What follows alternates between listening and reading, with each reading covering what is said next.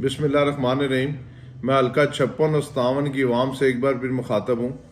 پورے راول پنڈی میں موبائل اور نیٹ کی سروس کو معطل کر دیا گیا، لیکن جو آپ کے گھروں کے نیٹ ہیں وہ چل رہے ہیں۔ تو برائے مہربانی آپ اپنے گھروں سے نکلنے سے پہلے آپ اپنے نیٹ کے ذریعے اپنا ووٹ الیکشن کمیشن کی ویب سائٹ سے برائے مہربانی چیک کر کے متعلقہ پولنگ اسٹیشنوں پر نکلیں۔